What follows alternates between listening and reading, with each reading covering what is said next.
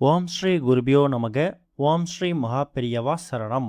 மே 14ஆம் தேதி வியாழக்கிழமை நாளைய தினம் சித்திரை மாதத்தோட கடைசி நாளில் வரக்கூடிய பிரதோஷம், அதுவும் வியாழக்கிழமையில வரக்கூடிய குபேர பிரதோஷம். இப்போ நாம சொல்லக்கூடிய இந்த 2 தானியத்துக்கு மேலே, இந்த 2 பொருட்களுக்கு மேலே ஒரே ஒரு தீபம், அதாவது 2 தானியத்துக்கு மேலேயும் தனித்தனியாக ஒரு தீபத்தை நீங்கள் ஏற்றி வைக்கிறது மூலயமா வாழ்க்கையே தலைகீழாக மாறும். அது என்ன தீபம், அது என்னென்ன பொருட்கள்னு பார்க்கறதுக்கு முன்னாடி நம்மளோட வீடியோஸை இப்போ தான் நீங்கள் ஃபஸ்ட் டைம் பார்க்குறீங்கன்னா மறக்காமல் சப்ஸ்கிரைப் பண்ணிக்கோங்க.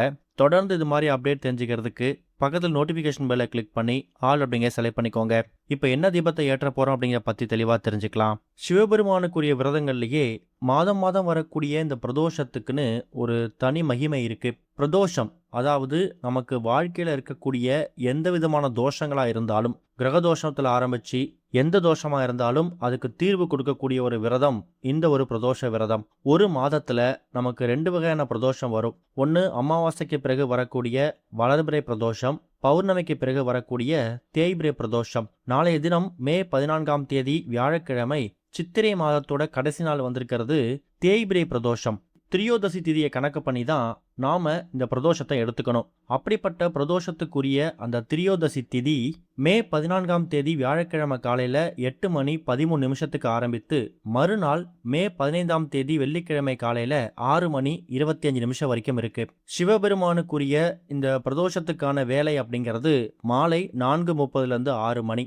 இந்த நேரத்துல தான் எல்லா சிவாலயங்கள்லையும் சிவபெருமானுக்கும் நந்தி தேவருக்கும் அபிஷேகங்களும் ஆராதனைகளும் நடக்கும். அதில் போய் கலந்துக்கணும். முடிஞ்சா அந்த அபிஷேகத்துக்கு தேவையான பால், பன்னீர், இளநீர், நார்த்தங்காய், தயிர் இந்த மாதிரி பொருட்களை வாங்கி கொடுக்கலாம். அலங்காரத்துக்கு தேவையான மலர்கள், மாலை, அதே மாதிரி வில்வ இலை, அருகம்புல் இது எல்லாத்தையும் நீங்கள் சமர்ப்பிக்கிறதும் கூடுதல் விசேஷம். மாலை 4:30 6 மணி அந்த பிரதோஷ வேளையில நீங்கள் கோவிலுக்கு போயிட்டு பூஜை பண்ணிட்டு அதுக்கப்புறம் மாலை ஒரு 6-7 மணிக்கெல்லாமே வீட்டுக்கு வந்து சிவபெருமானுக்குன்னு பிரத்யேகமாக பூஜை பண்ணலாம். கண்டிப்பாக எல்லார் வீடுகள்லையும் சிவபெருமான் ஃபோட்டோ, சிலை இல்லை சிவலிங்கம் இருக்கும். மாதம் மாதம் பிரதோஷத்துக்கு நீங்கள் என்ன மாதிரி பூஜைகள் பண்ணுவீங்களோ அதை நீங்கள் அப்படியே ஃபாலோ பண்ணிக்கலாம். இன்னொரு பக்கம் கிரகதோஷங்கள் போட்டு வாழ்த்தி வதைக்குது.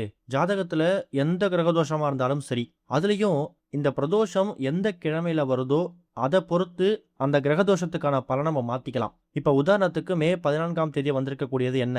வியாழக்கிழமை. வியாழக்கிழமையில வந்திருக்கக்கூடிய பிரதோஷத்தை குரு பிரதோஷம் இல்லை குபேர பிரதோஷம் சொல்லுவாங்க. குருவாரம். அதே மாதிரி இந்த வியாழக்கிழமை குபேரருக்கும் உகந்தது. குரு பார்க்க கோடி நன்மை.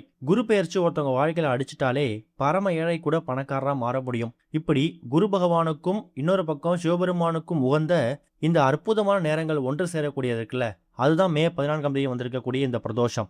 இந்த நேரத்துல இவங்க 2 பேரையும் ஒரு சேர வணங்குவதற்கான ஒரு தீபம் தான் இந்த ஒரு தீபம். இதுக்கு உங்களுக்கு தேவையான பொருட்கள் 2 பொருட்கள் தான். முதல் முக்கியமான பொருள், குருவாரம் வியாழக்கிழமைக்குரிய குரு பகவானுக்கு உகந்த தானியம் கொண்டை கடலை. அது நீங்க வெள்ளை கொண்டை கடலை எடுத்துக்கிட்டாலும் சரி, கருப்பு கொண்டை கடலை எடுத்துக்கிட்டாலும் சரி, அது உங்க விருப்பம் தான். அதை ஊற வைக்கிறதோ இல்லை சுண்டலா தயார் செய்யறதோ அதெல்லாம் எதுவும் பண்ண வேணாம். அப்படியே கடைகளில் பச்சையாக வாங்கிட்டு வந்திருக்கக்கூடிய கொண்டை கடலை நீங்கள் பயன்படுத்தணும்.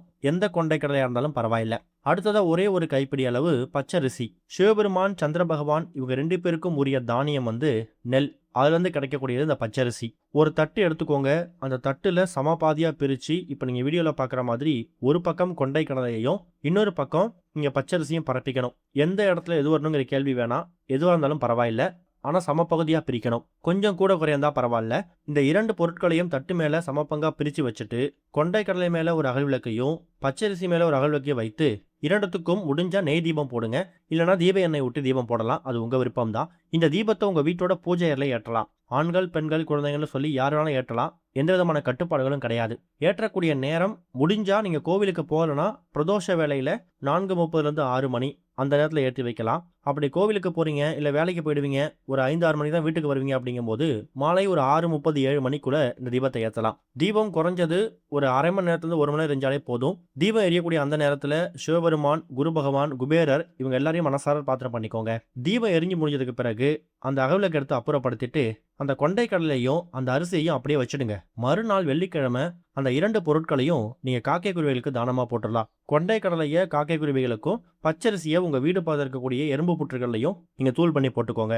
பார்க்கறதுக்கு ரொம்ப எளிமையான தீபம் மாதிரி தெரியும். ஒரே நாள்ல ஒரே நேரத்துல 2 விதமான தெய்வங்களோட அனுகிரகத்தை சேர்த்து பெற்றுத்தரக்கூடிய அற்புதமான ஒரு தீபம் இந்த 2 தீபங்கள். நம்பிக்கையோட பண்ணுங்க, நல்லதே நடக்கும்.